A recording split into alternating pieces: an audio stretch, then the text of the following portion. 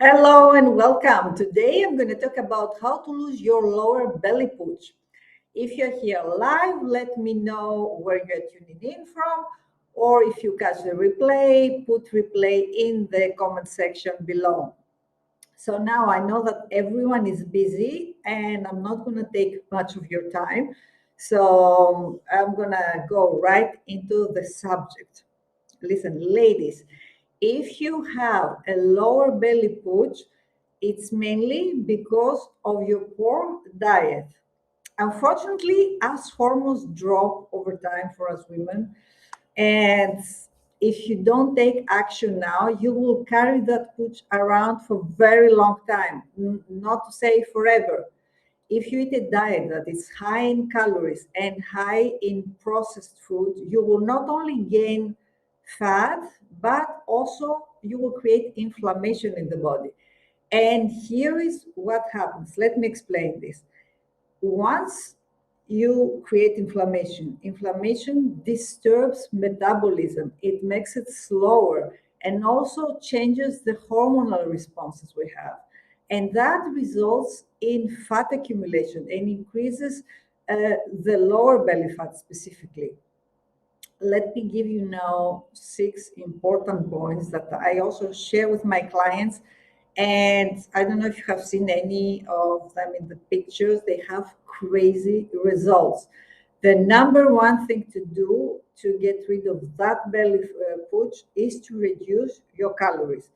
You should eat less than you burn. And please don't rely on that online calculators to tell you how much you eat because they are highly inaccurate and they only give you an estimate. You should ask a professional to calculate your calories. Number two, you have to eat protein with every snack and every meal. Protein burns about 30% more calories than other macronutrients and is also very filling. It's highly thermogenic as well.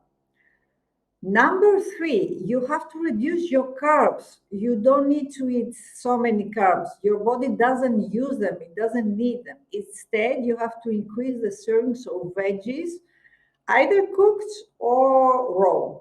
You can make juices, have them as snack, whatever. Number four, you need to make some lifestyle changes. You have to be real. Exercise, lift weights, do high intensity interval training.